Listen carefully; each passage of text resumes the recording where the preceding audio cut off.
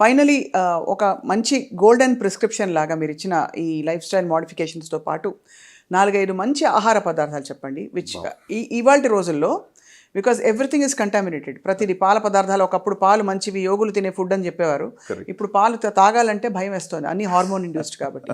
పళ్ళు అన్ని స్ప్రేలు వేస్తున్నారు, రకరకాల ఇది మసాలాల్లో కార్సినోజెనిక్ సబ్స్టెన్సెస్ బయటపడ్డాయని చెప్పి మనకి ఫుడ్ సేఫ్టీ అథారిటీ వాళ్ళు చెప్తున్నారు.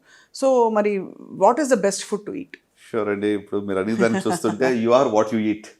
మనం ఏం తింటామో అలాగే మనం తయారవుతాము. సో ఇన్ దట్ వే మరి నేను ఫస్ట్ ఏం చెప్పాలనుకుంటున్నానంటే ఏమి తినకూడదు. I think that's important. Because ఇదే తినాలి, ఒక రూల్ బుక్ పెట్టుకుని ఫలానాదే తీసుకోండి అని చెప్పి రోజు ఒక రూల్స్తో మనం జీవించాలని జరగని పని అది. So what should not be taken అంటే చూస్తే మొట్టమొదటిగా ప్రాసెస్డ్ ఫుడ్, ప్రాసెస్డ్ మాంసం అంటే సో దట్ ఈస్ సంథింగ్, దానిలో ఖచ్చితంగా అది క్యాన్సర్కి కారణం అవుతుందని ఆల్రెడీ ప్రూవ్ చేయబడింది. రెడ్ మీట్ మనందరికీ తెలుసు, ప్రోస్టేట్ క్యాన్సర్ కావచ్చు, లేకుంటే కోలాన్ క్యాన్సర్ కావచ్చు, రెడ్ మీట్ వల్ల వస్తుంది. సో అలాగనే మనం ఇంకా మరి ఫుడ్లో చూసినట్లయితే ఈ మధ్య మీరు మసాలా గురించి ఆల్రెడీ చెప్పారు, అడల్టరేటెడ్ అంటే కంటామినేటెడ్ ఇట్ ఇస్ బికమ్, అంటే ఎంతవరకు అంటే అది బ్యాన్ కూడా చేయబడింది చెప్పి కూడా మనం విన్నాం. ఇథిలిన్ ఆక్సైడ్ కదా సార్ దానిలో, ఇథిలిన్ ఆక్సైడ్ వల్ల, కరెక్ట్.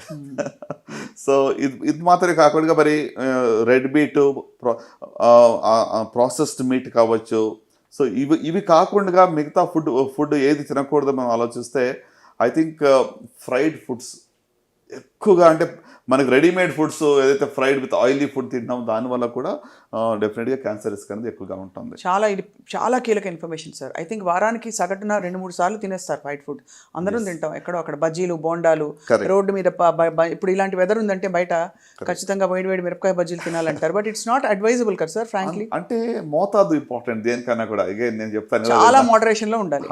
ఇప్పుడు కాల్చిన మాంసం, I think that is something prevent చేయాలి. డెలికసీ కదా సార్, అంటే చార్డ్ ఫుడ్ లో కార్సినోజెన్స్ ఉంటాయి. సో దాంట్లో పాలీ హైడ్రోకార్బన్స్, పీసీఎల్ అని చెప్పి, లేకుంటే అరోమాటిక్ అమైన్స్ అని చెప్పి, ఆ కెమికల్స్ వల్ల క్యాన్సర్ వచ్చే రిస్క్ ఉంటుంది. మనం బార్బెక్యూ అని మాట్లాడతాం, it is actually very very dangerous. So కాల్చిన మాంసం కూడా ఎంతవరకు అవాయిడ్ చేస్తే మంచిది.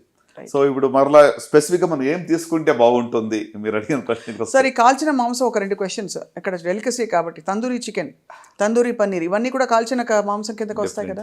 అంటే ఇప్పుడు తినొద్దు అసలు మొత్తానికి బంద్ చేయడం నేను చెప్పట్లేదు, బట్ అదే మన హాబీగానే హ్యాబిట్గానే ఉండకూడదు. Right sir. ఏం తినొచ్చు అని చెప్తే ఏం చెప్తారు ఇవాళ రోజుల్లో? మరి ఏం తినాలంటే మోస్ట్ ఇంపార్టెంట్ ఎక్కువగా ఫ్రూట్స్ అండ్ వెజిటబుల్స్ కన్సంప్షన్ చేయడం మంచిది.